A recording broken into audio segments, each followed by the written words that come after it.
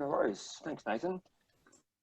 What I want to start with, like I do with pretty much all my presentations, I guess, is just a few photos that give a flavour of, I guess, some of the breadth and depth of issues that we really have to think about. And of course, if you go back 15 years ago, there are those of us who remember when certainly our Prime Minister was promoting nuclear power as a potential solution to climate change, when really it was a distraction. It was really about actually making sure that the future of coal was sacrosanct. Right. And I think if we're looking at what's happening in the world at the moment, we're seeing this solution or this sort of issue, I guess, being addressed very much by consumer choice and investor choice increasingly. And so, and as we'll see later on, I think that provides, some risks to mining, but also provides some great opportunities to sort of really reposition mining and align it a lot more with sustainability and responsible sourcing and so on. But one of the things, I guess, that I've always been sort of passionate about is actually working with communities and actually trying to understand, the science that basically underpins a lot of the concerns about mining. And that's taken me to the middle of Western Australia, as you can see with the big panoramic photo in here. This is the old Black Prince mine. And then you've got the Czech Republic, where community there was very concerned about a proposed in situ leach uranium mine. In northeast Victoria, we've still got the old El Dorado dredge there, which used to be able to be heard for 50 kilometres away. And so in the Hunter Valley, of course, you've got some coal on the rail tracks there.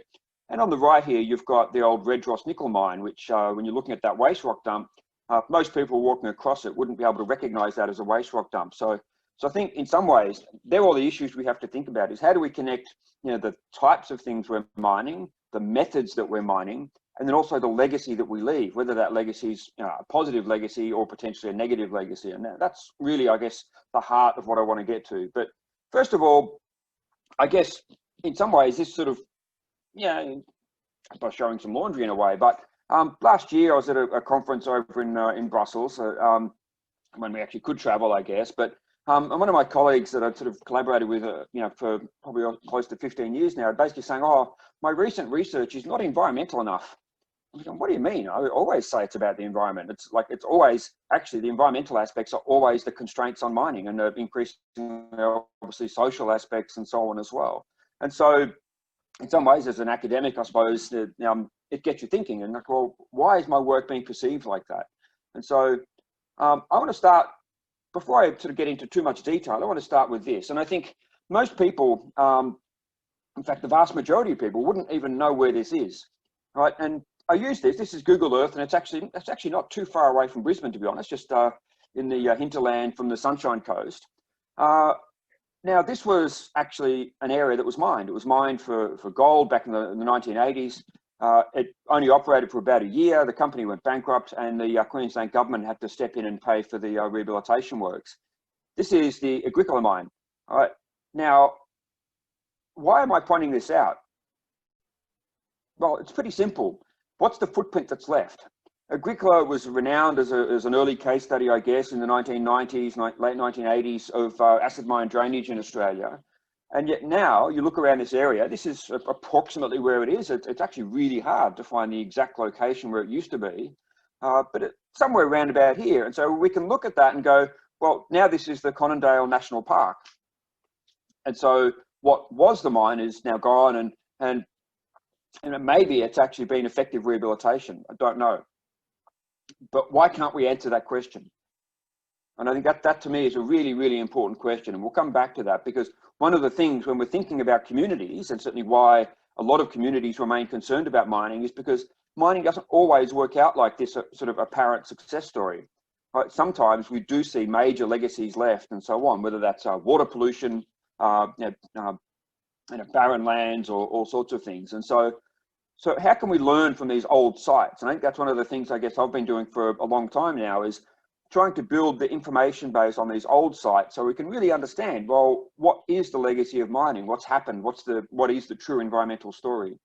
And so really, when I first started my PhD, I guess, I was looking at one site, and I was able to earn a PhD out of looking at the groundwater impacts from a coal ash disposal pond there. But I remember thinking, towards the end of that, well, hang on, what about the rest? Aren't there thousands of mines across Australia? And then if you're looking at the history of mining, wouldn't there be tens of thousands across Australia? Right? And you start to think, well, how do you put the data, how do you tell that story? And what does that story really say? Like, we know that mining occurs, you know, on pretty big scales now, and we know that the older scale mines were pretty small. And so I realized that no one had put the data together. Right? And so sometimes people would recognize that, yes, ore grades are declining. Yes, there's, you know, more waste rock or things like that, but no one had actually really put that together. Right? And so, but I'm thinking, well, that's probably why communities are really worried, why they're legitimately concerned about the potential impacts of mining. Right? And so thinking back, I'm thinking, well, hang on, maybe I need to go back and revisit. In terms of all the work I've done over the past 20 odd years, especially, it's always been that focus, is how do you explain that environmental side of mining? So I think, you know, sometimes it's good to be challenged by colleagues like that and actually go back and rethink and actually look at, well, you know, am I missing something? Is it stuff being diluted, or is that message not being clear? All right, and so let's park that, and I do expect some difficult questions towards the end of the seminar. So what I want to go through is all of these aspects, and so a lot of these are covered in more detail in many of the papers I've published over the years, some not yet. All right, so some of this is brand new. It's the first time I've actually started showing it publicly. Some of it is based on some work we've done with the international study groups, for example, and others is work I've started doing myself, I guess, as well, to try and fill the gaps I think that I see in the work that is being done. Let's see how we go. Now, one of the things that I guess you can do when you love digging into data is you can look at the history of mining. And Australia, our first commodity that we started mining was, of course, coal. So you can go back to the earliest statistics you can get, worked out how much we produced, what the approximate value was then. Then you can say we discovered copper in the 1840s in South Australia, and it became the Copper Kingdom. Then the gold rush, then the tin rush, then the silver, then lead zinc rush, and so we've had certainly for many decades there, from the 1850s, 1840s onwards, we're always in some kind of mining rush. And so if you look at the relative or proportional value over time, you can see the evolution and the sort of the dominance of different sectors of the Australian mining industry. So we go from coal to copper, then to gold. Tin starts to sort of make inroads, but then gets very quickly overtaken by lead, zinc, silver, and so on. And we can see the dominant role that coal has played, especially over the last sort of 75 odd years, right? And so again, so interesting. And one of the things, when I say miscellaneous metals sort of right up the top here, that is mostly tin, especially back in the 1800s, of course. But when you're looking at the critical metals, the stuff that we need for a lot of our modern technology, that also includes those as well. Right, you can see just how much of a small slither they are, but we know how important they are in terms of our modern society. So if we look at ore grades, and this is sort of the work I guess I've put together over many years, and I keep continuing to expand this and add a few more years every now and then, right? But this is not something that I invented. I didn't create the problem of declining ore grades. It was, I was just the idiot that basically decided, well, someone's got to put the data together. How do you prove an argument? Well, you don't just use 5 data points, you use 5,555. And so by doing that, you can get not only a good graph, but you can get a very convincing argument. And so one that really shows that, yeah, and then this is actually a real thing. It is a real pattern and it's global. Now, one of the things I'm constantly trying to point out, and there are certainly people who misunderstand what this graph shows, is it doesn't mean we're running out. Far from it, and we'll see that very shortly when we deal with resources. But what it means is that the combination of geology, as our ore grades decline, our deposits get bigger, our technology is capable of dealing with mining on bigger and bigger scales, and that meets the economics, such as the demand. So there's more population, more consumption, so we need more stuff, right? And so that means that mining's generally been pretty much, mostly profitable, but not always. And so again, so whether you're looking at sort of copper on the left here, nickel in the middle, or gold on the right, we can see that the long-term trend is downhill. And what that means is that we're continually increasing the environmental burden, so more tailings per unit metal. And given we have to process more ore, and we're doing it more and more via open cut, that means more and more waste rock as well. All right. So some of these graphs are based on data that I have published before, but others are like the world waste rock for copper, for example. That's a different presentation of some of the stuff I've done before. But really, ever since I suppose the great industrial boom since the end of World War II, we've moved a lot more to open cut mines, both especially in the coal industry, and some sectors like iron ore also very large just for their sheer scale as well. But what that means is that we're now mining not only just, you know, say 5 or 10 million tonnes of waste rock per year. If we're looking at the coal sector, for example, we're literally mining 3 billion tonnes or so of waste rock alone just in the coal sector, right? And so we can see how dominant the coal sector is, and we're mining not only more you know, waste rock in coal, for example, because we're mining more coal, but it's also we're mining more waste rock for every tonne of coal. If we look at the 1950s, we were probably mining maybe 2 tonnes of waste rock for every tonne of coal, whereas now we're mining between 10 and 20 tonnes of waste rock for every tonne of coal. So that means the effort's getting bigger, and that has economic implications as well, which has certainly been picked up on. Right.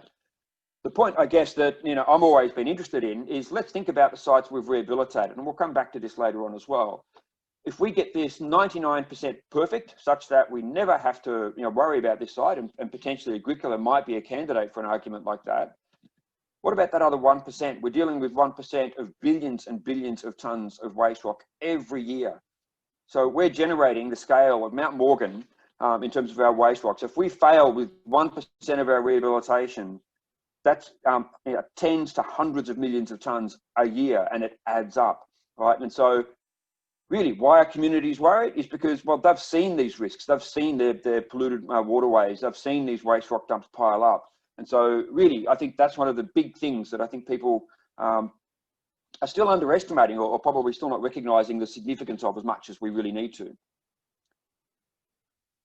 So you could get around Australia, and, you know, I think it's always a good thing to, you know, get out and about and get one's fingers dirty or one's fingers wet, as long as the water's not too acidic. So you can see Mount Morgan, and it's got 150 million tonnes of mine waste there. You've got the MacArthur River site, which is an operating mine, and so it's got major issues in terms of managing, you know, oxidation rates in its waste rock dump. You can see the Old Man Oxide mine, so a pretty small little effort, but quite severe acid mine drainage. And Tabletop, which I know is familiar to certainly some people around the place, but it's a pretty obscure place, and yet you look at it, maybe not the greatest effort in terms of revegetation work like Agricola, but certainly when you look at the chemistry of the water draining out of the open cut through here, it's quite acidic, about pH 3.5, right? So, and that now needs a further effort, and yet this was considered acceptable rehabilitation back in the 1990s. But again, so we can see, I suppose, what we need to think through is adding up all of these risks and make sure we really understand them all. Now, if you look at mineral resources, although some people might like to think I'm a Malthusian and we're heading to some sort of catastrophe, no, we actually do have enough resources to meet the legitimate demands that society has for energy, for the metals and everything else. All right, and so always give a shout out to Dr. Simon Jowett, my former colleague from Monash, who's now over at the University of Nevada in Las Vegas. And so we've done a lot of work, I guess, on looking at many different commodities, including copper, nickel, platinum group elements, and many others. And there's a bunch of stuff we've got you know, sitting there almost ready to publish. All right, and so the reason why I guess I wanted to start building these data sets, and a lot of that started with work we were doing for CSIRO, is, well, how does Australia compare? Are our mines, you know, how much you know, larger are some of our deposits? How do sites like Olympic Dam compare in terms of grade and things like that? Because we know that if you've got a much lower grade deposit, that means more tailings, more waste rock, more processing, and generally a higher carbon and energy intensity to produce, say, copper out of that deposit. So how does Australia compare? So we can use life cycle assessment methodology from our from engineering you know, theory, I guess, but also it helps link to technology options. If we go down the pathway of electric vehicles, for example, do we have enough of all the right metals to make electric vehicles, whether that be the lithium, whether that be the nickel and manganese and cobalt that's used in the batteries as well, but also the rare earths that are there for the permanent magnets that make the drivetrains work. We can also do this, and I know Rick's published some good work on this as well, is taking these sort of deposit databases and then looking at, well, where does this actually put us on the environmental, social and governance factors? And so thinking about, well, you know, there may be some projects that we, deposits that are there that maybe we don't want to develop because of environmental risk or community risk or, you know, maybe governance risk. Right? And people might have their personal favorites, whether that's Pebble or INAC or a whole bunch of others. But certainly in Australia, there are some deposits that we don't allow development of, whether that be Coongarra as it is now, Coronation Hill, given that Agricola is now inside Conondale National Park, it would probably be very difficult to conceive of how a new gold mine could ever be developed there again.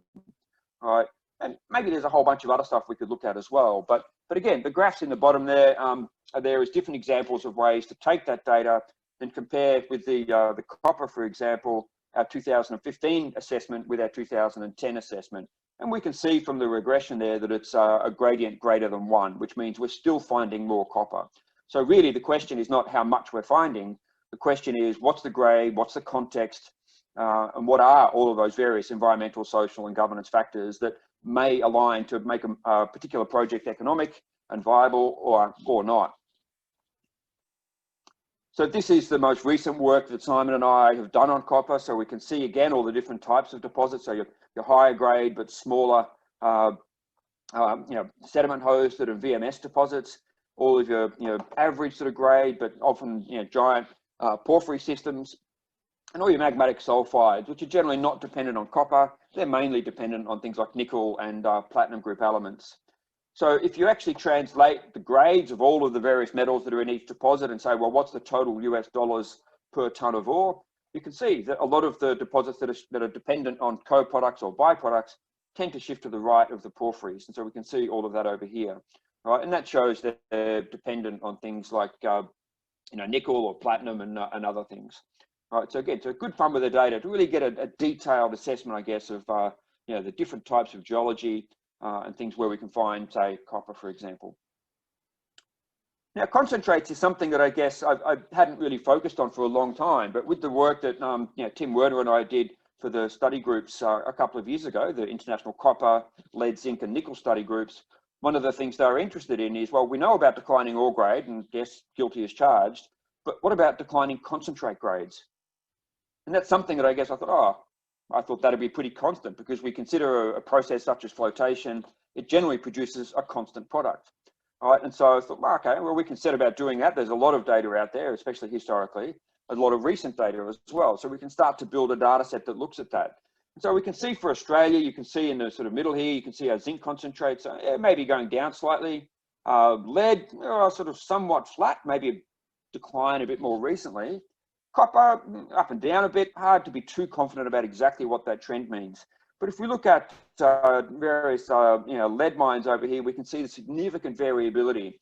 And then if you just choose a handful of international mine sites and look at some of the data there, you can certainly see it's highly variable. Yeah, you could say there might be some evidence to suggest grades are going down, but concentrates are not just a function of the geology, they're a function of the input costs, the process technology being used, but also what are the bonus elements, whether that be gold or silver.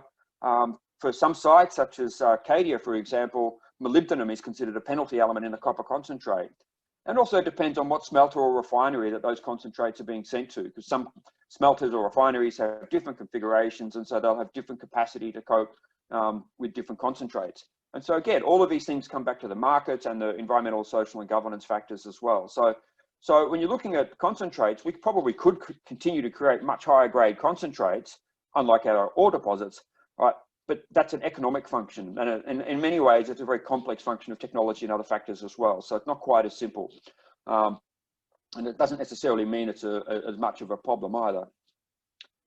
Now, tailings is something that I guess has been certainly seeing a lot of attention lately, right? And in some ways, deservedly so. When we've had some of the big disasters that we've seen in Brazil, and we had certainly the near miss here at Cadia in Australia, a lot of people in the industry and certainly a lot of the international environmental NGOs have said, well, we need to be doing better. Back when we're flying, of course, one of the reasons I still trust Qantas is because I know they have an excellent safety reputation.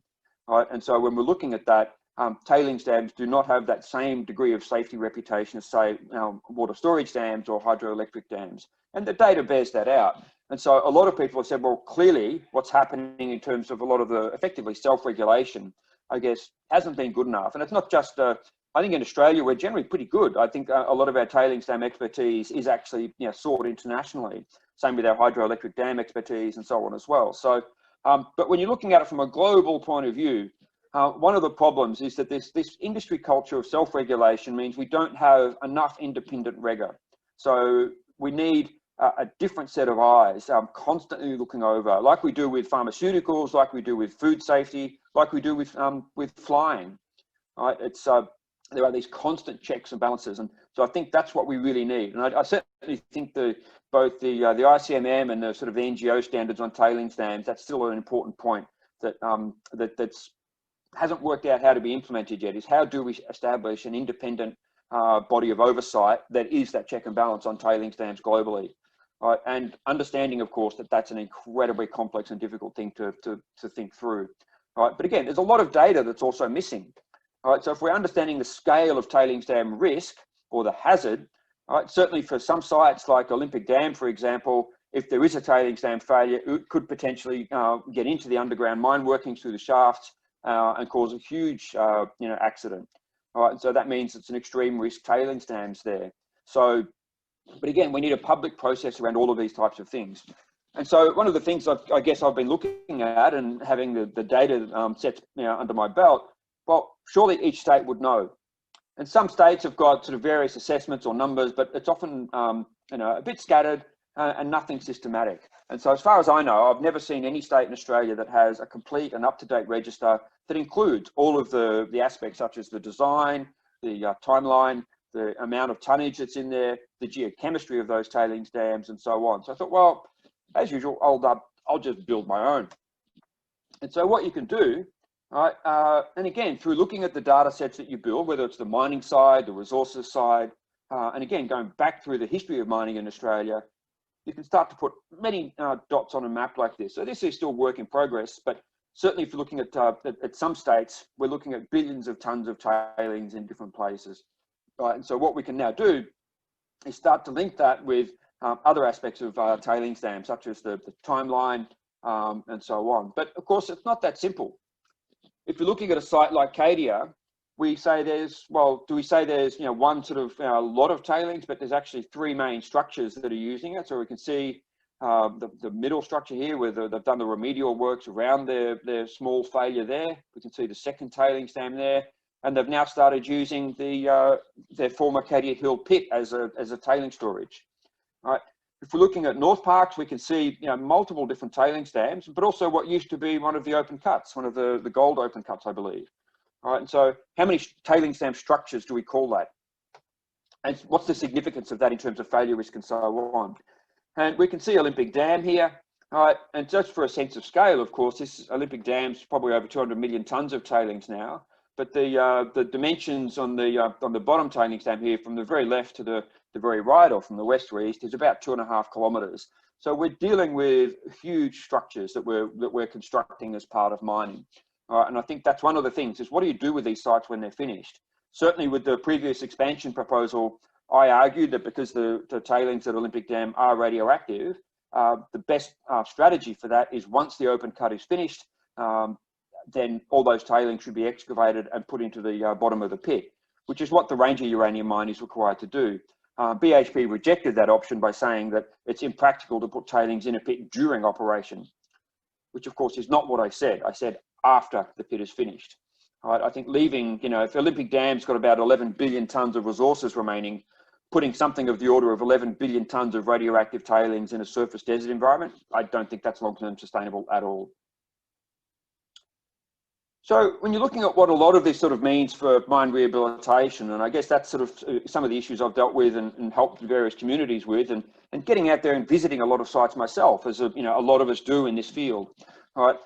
One of the big problems that I think we haven't really recognised is that a lot of our modern mines, these giant ones, the mega ones and the mega giant ones, we haven't turned them off yet.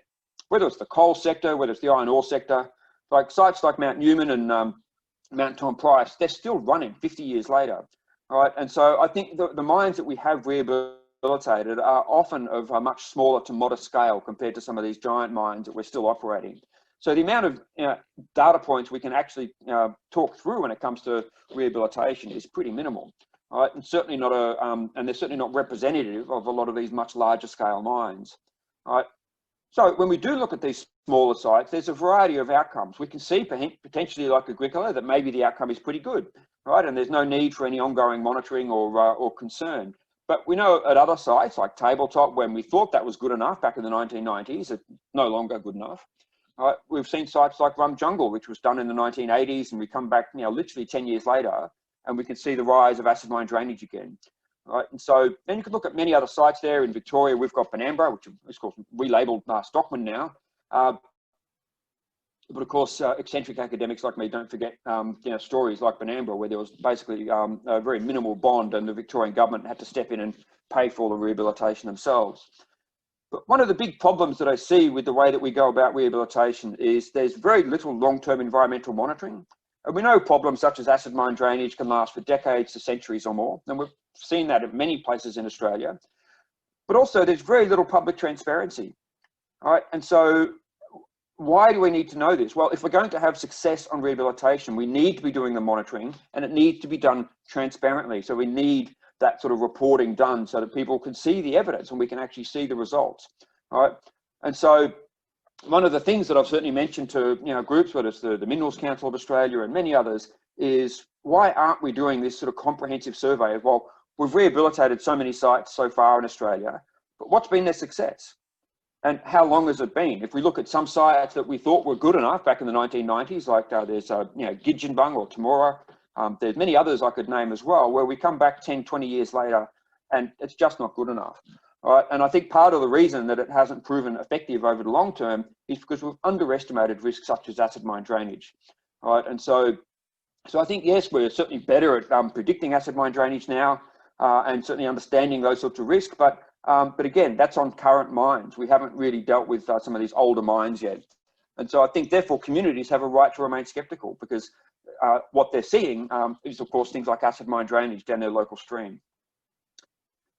This is one site which I think is remarkably one of the most polluting sites I've ever been to. And, of course, I've been to many, and I don't say this lightly. And this was literally 2.5 million tonnes of mine waste, and yet it's wiped out Hanrahan's Creek for 30 kilometres. You've got a water table so polluted that it's streaming acid mine drainage into the former pit. We can see the sort of the very active flow that's coming out of that waste rock dump there. And so this is the legacy, this is the stories. Indigenous people used to use this creek, used to be very important for them, but of course they can't now because it's industrial grade aluminium and copper in that in Hanrahan's Creek. Looking at some other examples, and each of these have their own story. So we can see sort of Rum Jungle in the middle here. All right, and so Captain's Flat on the left, which has got a very low rate of acid mine drainage, but that'll probably continue for many decades to come. So, somewhat successful rehabilitation there. So we can see, MacArthur River up the top here is an example of the sheer scale of the, what's coming. But the photo on the bottom right here is the Witwatersrand Basin, the West Rand next to Johannesburg. And there they've got billions of tonnes of radioactive gold tailings. You've got dust coming off it. You've got all the acid mine drainage coming up from the old mine workings and millions of people around that area. So huge context when you're dealing with a post-apartheid South African economy and government. Not an easy context at all. One of the things I get is these myths that you can't get acid mine drainage in the arid zone. And it's just like, well, yes, you can. Teutonic Bore would be another site where there's been observed acid mine drainage in Western Australia. But get to some of the pits, you can see these sort of telltale visual signs of acid mine drainage. And so we can look at what that means in terms of environmental risk, but, well, we haven't done that. And so, so a lot of these mines, maybe they'll get more exploration, they'll find more gold, and they might get opened up. They may not, I don't know. But we need to make sure we understand what these risks are. So again, the Mary Kathleen mine in the middle here, which these days is more Insta-famous because of its blue colours that are often you can see in the pit waters now. That's the sort of the seepage of AMD from the tailings dam at Mary Kathleen as well. The one on the top right here is perhaps a bit of an obscure site, and that's the old Golden Cross gold mine near Waihi in New Zealand. And it's this is actually the tailings dam here, so they've actually rehabilitated it with a wet cover. Right, and you can see very subtle indications of acid mine drainage there, and right down the very back of the valley here, right at the sort of tree line around here, is the water treatment plant, fully automated, and that treats all the water quality coming out of the old mine workings, the underground mine workings, and some of the seepage waters and so on. Probably reasonably successful case for rehabilitation, but again, how long do we need to keep this going for? And these are the types of questions that we don't have good answers to. Now, out of all of that, I guess a lot of the work I've done over the years as well is looking at, well, how do we deal with this transparency around the environmental nature of mining? And yes, we've got a lot better. We actually have a range of environmental requirements for noise and groundwater and rehabilitation and so on. But what used to happen is all of that just was reported to government. That was the company gave the report to the statutory agency, which varies, of course, state to state. And that was it. You know, you had to dig pretty hard if you wanted to find those sort of reports, or it had to be the company giving it to someone, you know, publicly as a gesture of goodwill more than anything else. But one of the things that I think is really good in New South Wales, and we can see the example of North Parks here, is that all of that environmental management, the monitoring and the management and so on, and the reporting of that, that's done annually. It's legally required. Those reports are made public. So that's great policy, and I think that's something that other states should follow. And it's done by the company, not by the government. Certainly, South Australia, for example, those reports are available. You know, if you bury deep into the databases, and the most recent reports are listed on their website. So it's sort of close, I guess, to the New South Wales model. But again, Victoria doesn't do it, Queensland doesn't do it, and certainly other states don't do it either. All right, and so I think if we're looking for detail and how to make sure we can really understand not just one individual mine or one province such as Mount Isa in terms of mining, but looking at Australia, but also globally, I think making these types of reports public would be an absolutely amazing step forward. Not only is it good for transparency and therefore accountability before communities and you know, and increasingly going to be investors and shareholders as well. All right, but again, if companies and so on are making claims, yes, we're meeting all of our statutory obligations, then fine, show me the evidence. It's pretty simple. It's entirely reasonable for communities to expect to see that evidence. The other thing too, I think, in terms of environmental governance is the initiative for responsible mining assurance. It's something that I think will be a big game changer, and it's certainly growing very rapidly. So IRMA, as it's called, will be a way that a mine can be certified as a responsible or i.e. sustainable mine. And so I think that's not easy to do, but I think it's certainly worth it. And always there's the sustainability reporting, and one of the age-old sort of problems in this space is the difference between corporate reporting that looks at totals versus individual site-based reporting. And certainly I think the sustainability report from a site level, it should be complementing what we're seeing in the annual statutory reports. But I think you can certainly see some really good models of that. And some of the mines in New South Wales, I think, really do that well. But again, I think we need that site-based data. If we're going to be able to build these sort of assessments that really look at mining, we need to understand all of the factors that can influence everything, whether it's the amount of water that's used, the amount of energy or carbon, etc. Now, I guess one of the things I've been looking at a lot more over the last few years, including some work I've done with my wife through our consulting company, is this changing technology. Electric vehicles are really taking off. In Australia, given our range anxiety, we're the tyranny of distance that we always fear in Australia, I suppose we're a slower adopter, than other countries compared to, say, Norway and so on. But EVs are rising fast, and every time you look at the predictions, they're always higher and higher. And that means a whole range of things. If we're looking at the energy that's also needed to provide the power for things like EVs, the whole energy sector is changing as well. We're seeing that in Australia with the rise of renewable energy. We're seeing that globally. The US now is not even building any coal-fired power stations. They're expecting 9 gigawatts to be retired by the end of this year. So when you're looking at it, the world's changing. China's reducing their reliance on coal. France is reducing their reliance on nuclear. So the world is changing, and it's changing rapidly. And we've seen this before. I think one of the things I used to believe is that, these technology changes are difficult, and that's why climate change is so hard. It's like, no, technology change is actually quite straightforward. We've done that with the rise of the automobile. We've done that with the rise of computers. We've done that with the rise of mobile phones. And you could look at a whole range of technologies, even just the introduction of electricity. Some of these things, once they start, they cascade and then take off really, really quickly. And so when you're looking at that, we need to understand what that means. If we're looking at the Paris Agreement as one framework to think about the future of mining and metals and what that means for climate change, well, what does that mean in terms of the metals we need for things like renewable energy, for electric vehicles and so on? All right, and so, yeah, we know that renewable energy technologies such as solar panels, you've got the CIGS cells, CIGS, or the copper, indium, gallium, and selenium cells. You've got the cadmium telluride cells. A lot of technologies such as rare earths, or such as wind turbines and electric vehicles, need rare earths for the permanent magnets.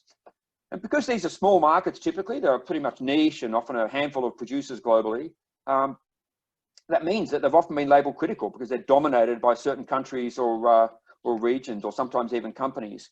Right? And so that means that a lot of major consumers, such as Japan or Europe or America, are concerned for what that means for their military technology, for the whole range of technologies that we use and often take for granted. And certainly my colleague at Monash, Associate Professor Mohan Yalashetty, has recently just led the formation of the Critical Minerals Consortium, which we're involving a lot of work to help with all of that. And so we know that for many of these metals, such as tellurium and cadmium and indium, for example, you can't have a primary mine for those. You only get them from mining something else. So for indium, it's typically zinc. For tellurium, it's typically copper. And we don't have enough stocks in our system yet to even look at recycling. And so that's something I guess I'll get onto next. So one of the things we did recently was actually look at, well, what are the various demand scenarios? What are the possibilities? There's a lot of work being done on trying to build scenarios, I guess, for the future of different metals. And so if you go to the International Energy Agency, they've actually been doing a lot of work in this space. And so particularly what that means for just the batteries for electric vehicles. Not energy storage batteries for the home, not energy storage batteries for grid scale or other industrial uses, just battery metals for electric vehicles. And so if we look at the red line here, we can see cobalt on the left. So the new policy scenarios is basically what we would need to do to move towards the Paris Agreement. We can look at what's called the EV 30 at 30, which is 30% of global sales of electric vehicles by 2030, which of course is a pretty big stretch target. All right. And then you're looking at by 2030 and then 2040. So we can see this is just the cobalt required for batteries in electric vehicles, nothing else. So we would still have to add on the demand for cobalt in everything else. All right. And when we look at lithium, we can see the same thing. We can see this massive increase we've seen recently, which has largely been led by Australia.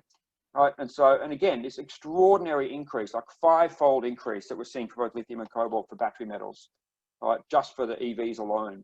All right, so the world's changing, and this is the sort of the reality I guess we need to be, sort of shifting or pivoting to. Now, at the same time, as in concert with the concerns around critical metals, and depending on where you are in the world, the focus on critical minerals may be as a resource security or a supply security issue. For some people, it may be about, well, recycling is a good thing to do because recycling is less impacting than primary mining. There's a whole range of drivers, I guess, for what people call the circular economy. But really, it started out as industrial ecology. And as I mentioned before, we've gone through these waves of technological change. Another way of looking at that is the waves of innovation. And so people have different ways of presenting this, but we could look at the rise of different technologies over the last few centuries since the rise of the Industrial Revolution. And typically, the way our economy works is we typically very linear. We have resources, we use them, and then we dump them. That's the way we've often dealt with things. Certainly now, and in Victoria, as it is elsewhere around Australia, we have to work out how we build in more recycling. And that's often aimed at our consumer goods or consumer wastes. But in theory, we want to look at that much more holistically right across the whole economy. So hence the circular economy. Now, Barbara Reck at Yale, a research fellow that works with Professor Tom Gradle, really the grandfather, I guess, of industrial ecology. She was doing work in the 2000s looking at nickel and what that means in terms of steel and everything else. And she was saying, well, we talk about industrial ecology, we talk about closing the loop and recycling, and she thought, well, how do I show that? And how do I demonstrate that? And so she developed this whole concept of the metal wheel. All right, and what that's looking at is basically we've got our mines, smelters, refineries, fabrication, through to manufacturing and then use, and all the crosslinks between all of these. And so the width of each arrow shows you the size of the flow between each of those. And so you can look at different parts of the world. You can see China, and this is 2008. You can see Japan and Russia and so on as well. You can start to do that on a regional basis, such as Africa or say Asia, and then also look at it at a global basis as well. So I think conceptually, it's a really smart way of actually showing a circular economy. Now, if you're looking at the Ellen MacArthur Foundation, slight little typo there. One of the things that Ellen MacArthur has been pushing is the circular economy. And so one of the ways that they communicate that is really what they call the butterfly diagram. And we call it the butterfly diagram because on the left-hand side, you've got your biomass. right? So in theory, they're recyclable, and from a carbon point of view, or so on as well. But if we look at a lot of our metal resources, sure, we can share our car, right? And we've seen the rise of things like Uber and so on. So that's the sharing economy. We can also maintain and make sure we keep things in good working order. And typically we do that with things like our cars and so on. But for our phones, our computers, how much do we refurbish? Do we just replace the screen? Do we replace the battery? Or do we go for the whole hog and recycle the whole product back to the start of the chain again? One of the reasons I like this is it gives you different policy options that link to consumer behavior, but also industry opportunities as well. Some of these, are good opportunities. Others, potentially, say for Australia, make it a bit more difficult because we don't have, say, the manufacturing base and so on. But again, from I suppose a global point of view, I guess that's what each country can look at: is what are the policy interventions that they can do that help achieve a much more circular economy. If we look at where we're up to globally, this is work done almost a decade old now, but this is work led by Tom Gradle from Yale through the International Resources Panel. And they looked at quantifying recycling, either how much at the end of a product's life is recycled, and that's what we can see on the left here, versus how much recycled content is actually in products, and that's on the right. So we can see that certainly the rare earths, extremely low rates of recycling so far. All right, some we've sort of got modest rates of recycling, but we can see how much of that periodic table we're still not recycling. Right, and so we've still got a long way to go, I guess, in terms of really implementing and getting to a circular economy. So out of all of that, there's no doubt we still need mining, but we need to do it even better than we have been. And I think that's absolutely clear, because communities, one of the reasons they remain concerned about some of the projects, whether it be Pebble or communities in, say, around the La Oroya smelter in Peru, or pick all sorts of examples that a lot of us know really well. We still need to be doing better, right? And some of that is around our governance, some of it is around making sure we're transparent, but also we know that these mega trends, declining ore grades, more waste, more energy, more carbon, that means that mining is getting harder. And it's, what we need to do about that, I guess, is one of the grand challenges, and especially from a climate change point of view. In some ways, yes, it's tempting to just believe, well, just change the energy sources over. Well, sure, you can do that, and we're seeing that with Goldfields building a very large integrated renewable energy sort of system now for their Agnew gold mine. All right, so there are some really good examples out there of addressing things like the energy and carbon side. But again, we've still got to deal with the tailing side. We've still got to deal with water monitoring and biodiversity and so on as well. All right, and I think one of the best ways that we can really do that in terms of looking at our governance is making all of the reporting available.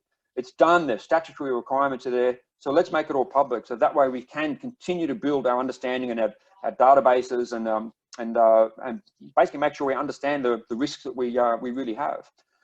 So, and especially I think when we're looking at the changing technologies, there is an increasing expectation that the technology should be incorporating a responsible or sustainable supply chain. That presents, I think, some really good opportunities for Australia. We've got virtually as much cobalt here in Australia as the Congo does. And we're an important producer of cobalt, but we've got much greater potential there as well. And so Australia's got, I think, potential to position ourselves as that responsible and sustainable supplier, but we need to make sure we continue to improve our own house to make sure we're delivering on that. All right, and so certainly for Australia, a circular economy, as a resource supplying nation to the world, I think in some ways the circular economy is not really the primary framework that works for us, but we still need to make sure we get our own consumer goods and everything else in check. So, and we'll leave it there. So just some acknowledgements, the various communities, etc., that I've worked with over the years, and leave people with this nice little cartoon at the end. Thank you.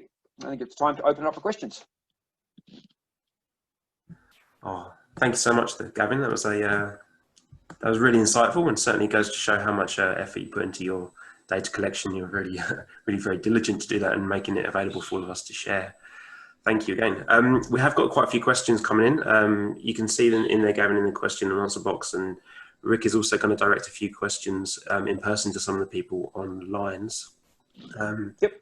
So, Rick, do we want to start with the questions on the box, or did you want to unmute some panelists? Yeah, so Scott Dunbar messaged me from UBC and wanted to ask a question, and I thought that'd be a good start. but I see he's still muted. So, And I mean, we can. Why don't we start with the questions? We'll sort out whether I haven't done this unmuting audience people before, so I think you can forcibly unmute. Yeah. That puts them in. Always good to learn. Yeah. If we did just went to one of the questions, there's a couple of comments about the potential to produce gold as a byproduct only. One anonymous attendee is asking, well, what's the evidence for that statement? And then there's a slight expanded version there from Joe Kakaza, who's just wondering whether the gold demand may indeed be able to be met through byproduct mines, but significant price signals are associated with the latter, i.e. it's cheaper to produce versus primary gold. And certainly the latter cannot replace the former. So for those online, that's a slightly confusing question there, but Gavin, could you expand just on the byproduct gold comment? Sure. Gold, I guess, is something that we've certainly got a database there, and it's sort of, we've never published it in full, but we've certainly presented a summary of it. And if you're looking at gold, there's a huge amount of gold in co-product or byproduct operations. All right, you could see that at Olympic Dam, gold is 7 or 8%, I guess, of the value produced there, maybe a bit higher some years. But and then when you're looking at the gold demand, a lot of gold demand is the dominant source is, of course, jewelry. Then you've got other uses such as financial. The amount of physical gold that's actually used is a very small segment of demand, and that's things like electronics. And one of the odd things, of course, is that a mobile phone typically has hundreds of grams of gold for every ton of mobile phones. All right, and so that's obviously about something of the order of 100 times a normal gold mine. All right, so from a recycling point of view, when you're looking at recycling mobile phones, the real driver is actually gold, not some of the other rare metals or critical metals, etc. All right, and certainly gold is what pays for the pays for that recycling. So when you're looking at it, and I think it is certainly a much more complex question to address. But when I've looked at the data, and a lot of gold we can easily recycle, the vast majority of gold we've ever mined and produced is still sitting in vault somewhere or in jewelry, maybe a bit in dentistry or things like that. And so gold is an unusual metal. It has a whole bunch of different characteristics to it, I guess, than pretty much everything else. So, but certainly when I look at the data, and I think I'm happy to sort of I suppose to if people want, they can email me and I can show them where some of this data is published. Then yeah, that's the way I look at that, I guess. And so we're still meeting the physical needs for gold. Whether we're meeting the demands for gold for jewelry, which is in some ways a vain purpose, or the financial side of gold as well, that's I guess a much more complex debate. Excellent, that's a great answer. Thank you. Rick, do you have any other Well, it looks like Scott's unmuted now. So okay, Scott, great. Do you want to ask your question? Can you hear me? Yes. Ah, okay. Well, thank you for this talk. It was interesting. You've raised a whole bunch of questions and issues, such as the need for recycling or to improve recycling, and the need for better reporting and more transparency. And there's been all kinds of efforts to solve these problems using techno and policy related and technical related techniques. But how much do you think the resources industry can really do? Will outside interests solve these problems for us, effectively solve these problems for us?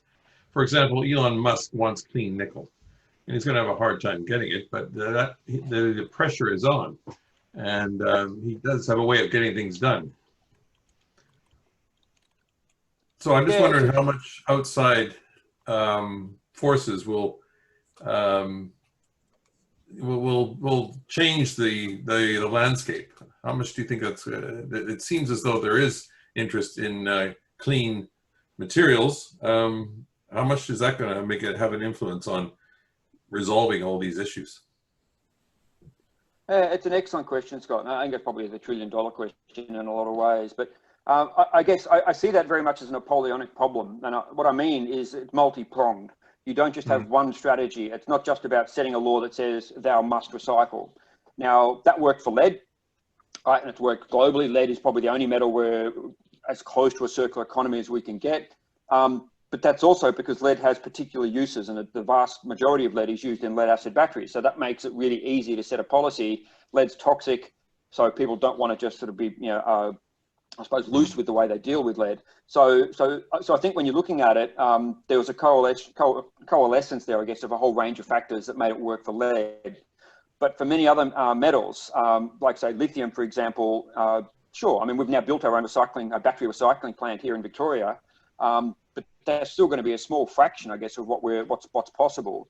I think what I see going forward is there's going to be a whole range of different prongs that we need to look at. One is policy. Right, and that policy shouldn't just be a Thor's hammer, thumping down and saying this is what it has to be. I think we have to look at transitions in the way that allows time for industry to actually build the infrastructure and change practices or whatever. Also, consumers. I think increasingly consumers are wanting to see supply chains that are responsible. And I think part of the reason why Elon Musk is pushing that is because he looks at the landscape and goes, well, yeah, there are things like IRMA, and there's the Responsible Mining Index. There's and the plethora of ESG initiatives out there, like the Carbon Disclosure Project, and then CDP Water, the Global Reporting Initiative. So there's all of these things out there that are ways that we can start to assess, well, what is sustainable. And it's not to say that the Congo should never supply cobalt. Of course they should, right? But we need to make sure that we're dealing with all of these issues, whether it's the child labour, conflict minerals, or all of these other types of things. And so. So I think you'll see that from the consumer side, and certainly we are seeing that even on food products. Like you've got the Marine Stewardship Council that certifies tuna or salmon coming from Canada, and so if you're looking at paper, you've got the Forest Stewardship Council. IRMA, I think, is the one that I think will be the best regime to look at mining.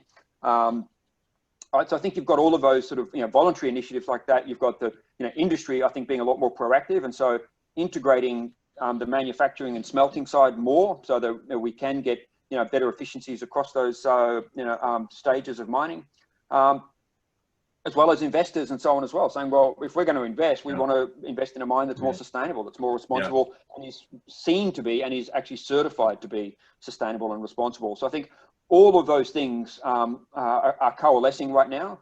And depending on the metal and so on, I think the degree of opportunity and difficulty, can vary quite a lot. So I have a lot of hope on that, and I didn't say 10 or 15 years ago, but I really do now. And I think that's where the opportunities are, as it is for Canada, as it is for Australia, and many other parts of the world as well. Gavin, just on that note, if we go to another question from the Q&A box, a question from Russell Schumann related to successful mine closure, and we do see kind of a lack of successful mine closure around the world. Is the perception, is it the reality that for mega operations, successful closure or the inability to close them successfully may make the operation non-viable in the first instance? Yeah, that's a brilliant question. It's one I often grapple with. Yes and no. And I think I say yes and no because some sites, yes, it would make them non-viable. And other sites, no, I don't think it should at all. I think we can see the way that these things should be funded. One of the things I forgot to mention, actually, if you're looking at the Northern Territory, is rather than putting a 1% levy on, as they now do in the Northern Territory, to go back and clean up some of these old mines, and some of those are from yesteryear. They're from long before we had environmental regulation and the requirements for rehabilitation. So that's fine, but some of them are not from yesteryear. Like sites like Mount Todd and Red Bank and so on are not from yesteryear. All right, and so the fact that Mount Todd, I think, hasn't actually been able to move forward, despite being quite a sizable gold deposit, really hints at the fact that it's difficult. It's probably non-viable. I don't know. Maybe they'll change that in the future. I don't know. But I think that's one of the reasons why I think we need to be very, very careful about how we calculate rehabilitation costs. But also, I think in extrapolating the long-term success of rehabilitation, because if we are starting to find these problems, and some of them may take decades to centuries to work through, and certainly Goldsworthy would be an example where more than something like close to 15 years after the mine closed, before acid mine drainage started to really become a big problem, right? And so we need to be really thinking about that in that sort of time frame. The MacArthur River mine, for example, its recent environmental impact assessment process, they looked at a 1,000-year time frame for assessing rehabilitation. First time anywhere I've ever seen that. the Ranger uranium mine has a 10,000-year criteria for its rehabilitation. But really, I think that's the sort of thinking we need to be looking at a lot more broadly right across the industry, whether it's coal, you know, and even lithium and others as well. Gavin, we are running out of time, but there was one quick question that we might just be able to sneak in from the panel from Grant Ballantyne, but similar to what you were just relating to there. Just kind of the next sort of trend or the future of cobalt. Do you see the cobalt as a long-term chemical element required for batteries, or are we going to see a change as we shift to nickel? And potentially from your insights, what's the next thing we should be looking towards, the next commodity is my kind of strap-on question there.